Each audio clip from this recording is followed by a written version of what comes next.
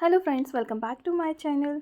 कैसे हैं आप सभी। आज हम बनाएंगे जलेबियाँ। वो तो आप देख ही सकते हैं कि आज हम जलेबियाँ बना रहे हैं। इसे बनाने के लिए मैंने यहाँ पर सिर्फ गेहूं के आटे का यूज़ किया है और ये घर पर झटपट 10 से 15 मिनट में तैयार हो जाती है। इसे बनाने के लिए हम यहाँ पर किसी भी तरह के मैदे का यूज़ नहीं करेंगे, ना ही इन्हें फर्मेंट करने के लिए रात भर छोड़ेंगे। ये इंस्टेंट जलेबी हैं जो 10 से 15 मिनट में रेडी हो जाएंगी। इसे बनाना बहुत ही आसान होता है। आप इसे घर पर झटपट बनाकर आप इसे एंजॉय कर सकते हैं। तो चलिए बनाते हैं जलेबियाँ। इसे बनाने के लिए मैंने यहाँ पर एक पैन ले लिया है। उसमें 2 कटोरी हमने शुगर लिया। आप किसी भी कटोरी को एक मेज़रमेंट करने के लिए रख लीजिए और सारे मेज़रमेंट उसी से कीजिए। अब यहाँ पर 1 कटोरी पानी डालकर उसे गैस पर चढ़ा दिया है। हमें उसकी चाशनी बनानी है, पर इसमें किसी भी तरह की 1 तार या 2 तार की चाशनी हमें नहीं बनानी है। अब जलेबी बनाने के लिए मैं यहाँ पर गेहूं का आटा यूज़ कर रही हूँ। ये नॉर्मल गेहूं का आटा है जो हम घरों में नॉर्मली रोटी बनाने के लिए यूज़ कर रहे हैं। तो सवा कटोरी मैंने यहाँ गेहूं का आटा लिया है और आधी कटोरी से कम थोड़ा राइस फ्लावर लिया है, जैसे चावल का आटा बोलते हैं। ये इसलिए घरों में आसानी से मिल जाता है। आप इन दोनों को अच्छी तरीके से मिक्स कर लीजिए पहले। और इन दोनों को मिक्स करने के बाद हम यहाँ पर 2 चम्मच मलाई का यूज़ करें। यह फ्रेश क्रीम है। आप चाहें तो किसी ब्रांड की क्रीम ले सकते हैं, वरना आप घर में ही दूध से जो हमारी मलाई निकलती है उसे आप यूज़ कर सकते हैं। 2 चम्मच मलाई मिलाने के बाद अब यहाँ पर आप 1 कटोरी दूध मिला दीजिए। इन सभी को मिलाने के बाद आप इसे अच्छी तरीके से इस तरह से विस्कर से या चम्मच से या फोक से, जिससे भी आपको इसे मिलाना हो उस तरह से मिला लीजिए। थोड़ी देर बाद ये थोड़ा सा ड्राई सा हो जाएगा। उसके बाद आप इसमें पहले 1 कटोरी पानी मिलाइए। उसे मिलाने के बाद हम अच्छी तरीके से बैटर बना लेंगे। उसके बाद धीरे धीरे करके थोड़ा पानी मिलाएंगे। यहाँ टोटल सवा कटोरी पानी का यूज़ हुआ है। इससे ज़्यादा पानी आप नहीं मिलाइएगा। हमें इसी तरह की कंसिस्टेंसी का बैटर तैयार करके रखना है। अब आप इसे थोड़ी देर साइड में रख दीजिए। 5 मिनट बाद आप इसमें 1 पिंच खाने का सोडा मिलाइए। खाने के सोडे की जगह आप इसमें बेकिंग पाउडर, इसके साथ ही इनो पाउडर, जो भी आप मिलाना चाहें मिला सकते हैं।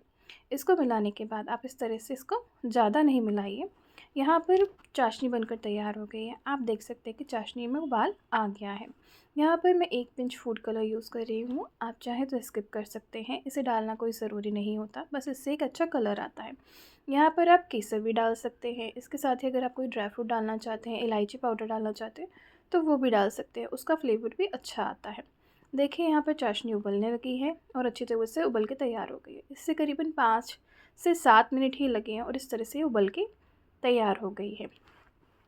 इसे बनाने में ज़्यादा टाइम नहीं लगता। देखिए चाशनी को हम इस तरह से चेक कर लेंगे। मैं यहाँ पर चेक कर रही हूँ, इसमें किसी भी तरह का तार नहीं है। ये हमें चाशनी सिर्फ ऐसी बनानी है जैसे हनी सिरप होता है, हमें सिर्फ वैसी ही बनानी है, थोड़ी सी चिपचिपी सी हो बस। इससे ज़्यादा हमें इसे नहीं उबालना।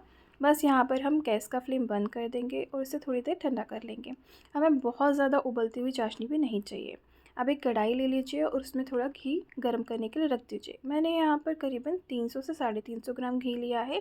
जितना बैटर हमने बनाया है इस घी में वो सारी जलेबियाँ बनकर तैयार हो जाएंगी।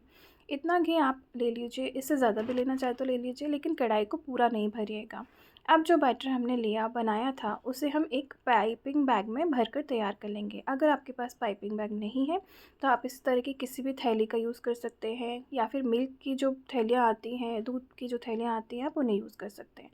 जो भी आप पॉलीथीन यूज़ कर रहे हैं या जो भी आप पैकेट यूज़ कर रहे हैं वो थोड़ा सा थिक होना चाहिए, ताकि वो आपको ग्रिप जो हो पकड़ने में आसानी रहेगी। आप इसमें इस तरह से बैटर भर भर के तैयार कर लीजिए। आपको उतना ही बैटर भरना है जितना आप आसानी से होल्ड कर सकें। ज़्यादा बैटर नहीं भरिएगा, क्योंकि प्रेशर लगाने से बैटर ऊपर से भी निकल सकता है। अब इस तरह से पैकेट बना के उसको अच्छी तरीके से काट लिया है, एक कोन टाइप का शेप दे दिया है। अब नीचे से यहाँ पे एक छोटा सा होल कर दीजिए। इस तरह से कैंची से आप कट कर दीजिए। आप जब बड़ा या छोटा आप अपने अकॉर्डिंग कर सकते हैं, पर थोड़ा छोटा ही रखिएगा, क्योंकि जब जलेबियाँ ऑयल या घी के अंदर जाएंगी तो वो थोड़ी फूल जाती है, तो आपको थोड़ा पतला ही रखना है। अब यहाँ पर घी हमें सिर्फ इतना गर्म करना है कि बस वो हल्का गर्म हो जाए, बहुत ज़्यादा हाई फ्लेम पर नहीं रखना है। स्लो फ्लेम पर आप इसे बनाइए और गर्म कर लीजिए घी को। घी थोड़ा सा गर्म हो जाएगा अच्छी तरीके से, तब हम यहाँ पर जलेबियाँ बनाकर तैयार कर लेंगे। अब हम यहाँ पे थोड़ा सा बैटर ले लेंगे और उस बैटर को इस घी में डालकर देखेंगे कि वो बैटर ऊपर आ रहा है या नहीं आ रहा है, हमारा घी अच्छी तरीके से गर्म हो गया है नहीं हो गया है। इधर आप अपना बैटर डालकर चेक करेंगे तो आपको पता चल जाएगा कि आपका बैटर अच्छी तरीके से बना है नहीं। बैटर ऊपर फूल कर आ जाएगा, दैट मीन्स कि आपका बैटर बहुत परफेक्ट बना है। अब अगर आपको जलेबी डायरेक्ट बनाना नहीं आती तो आप इस तरह से जिस भी चम्मच से, जिस भी कड़छी से आप उसको निकालने वाले हैं जलेबी को, वो ले लीजिए, थोड़ा सा ऑयल में डालिए। उसके बाद उसके ऊपर आप इस तरह से जलेबी का शेप देकर उसे थोड़ी देर ऐसे ही ऑयल में डाल के रख दीजिए। थोड़ी देर बाद वो निकल जाती है, आप देखेंगे वो आसानी से निकल जाएगी, बिल्कुल नहीं चिपकेगी, आराम से निकल जाती है, उसमें कोई भी प्रॉब्लम नहीं होती है। अगर आपको प्रॉब्लम होती है कि आप कढ़ाई के ऊपर ऐसे हाथ करके नहीं बना सकते, गर्म लगता है, तो आप इस तरह से बना सकते हैं। इस तरह से बनाने के लिए सिर्फ एक बात का ध्यान रखिएगा कि जो जलेबी है उसको थोड़ा सा दूर दूर गोल राउंड राउंड करके बनाइएगा, ताकि वो और भी अच्छी तरीके से बन जाएगी। हमको यहाँ पर बहुत ज़्यादा डार्क ब्राउन नहीं करना है, बहुत ज़्यादा कलर नहीं देना है, इस तरह से मीडियम गोल्डन ब्राउन जो हो जाएगा थोड़ा थोड़ा सा, आपको इस तरह से उसको निकाल लेना है। और बहुत ज़्यादा हाई फ्लेम पर नहीं बनाना है, नहीं तो जलेबियाँ जल कर आएंगी। अब यहाँ पर हम देखिए डायरेक्ट ही ऐसे कोन से राउंड राउंड शेप देते हुए जलेबियाँ बना रहे हैं। आपकी कढ़ाई जितनी बड़ी हो, उसमें 2 जलेबी, 3, 4 जितनी आ जाए आप उस हिसाब से बना सकते हैं। यहाँ पर मैं 3 या 4 जलेबी बनाऊँगी, इससे ज़्यादा नहीं बनाऊँगी, और उसे स्लो फ्लेम पर ही उन्हें धीरे धीरे पकने दूँगी। ये बहुत ही जल्दी तैयार हो जाती हैं और बहुत ही अच्छी लगती हैं खाने में। अगर आपके कोई गेस्ट आने वाले हैं और आपको जलेबी बनाने का मन है तो आप इसे ज़रूर ट्राई कीजिए। ये बहुत आसानी से बन जाती है और इसमें ज़्यादा किसी भी तरह के प्रोडक्ट की कोई ज़रूरत नहीं है कि आपको मार्केट से किसी अलग तरह के प्रोडक्ट्स का यूज़ करना है। घर में जो चीज़ें होती हैं उससे ही हम इसको बना सकते हैं। इस तरह से आप बनाइए और इसे एंजॉय ज़रूर कीजिए। इसे हमें दोनों तरफ से अच्छी तरीके से सेक लेना है। आप इसे अच्छे तरीके से फ्राई कर लीजिए। दोनों तरफ से पलटते जाइए, धीरे धीरे पलटिए, थोड़े हल्के हाथों से पलटिए, बहुत ज़्यादा प्रेशर नहीं लगाइएगा। थोड़ी देर बाद ये कुरकुरी हो जाएंगी, थोड़ी क्रिस्पी हो जाएंगी। जब ये अच्छी तरीके से क्रिस्पी हो जाएंगी तब हम इन्हें निकालेंगे। आप देख रहे हैं कि यहाँ पर इनका अच्छा कलर आ गया है, गोल्डन ब्राउन जैसी हो गई है ये। अब हम इन्हें निकाल लेंगे। देखिए इस तरह से हम इनको निकाल लेंगे। आप एक एक करके जलेबी निकाल लीजिए, एक साथ निकाल लीजिए, जैसे भी आपको अच्छा लगे आप वैसा कर सकते हैं। यहाँ पर हम सारी जलेबियों को इस तरह से निकाल कर तैयार कर लेंगे। अब जो हमने शुगर सिरप बनाया था, जो चाशनी हमने बनाकर तैयार की थी, ये सारी जलेबियों को हम उस चाशनी में डिप कर देंगे। हमें चाशनी में जलेबियों को ज़्यादा देर तक डिप नहीं करना है, हमें सिर्फ उतना ही देर डिप करना है ताकि इनमें थोड़ी सी चाशनी भर जाए। हम इसे ज़्यादा नहीं भरेंगे क्योंकि बहुत ज़्यादा भरने पे ये बहुत ज़्यादा मीठी हो जाएंगी।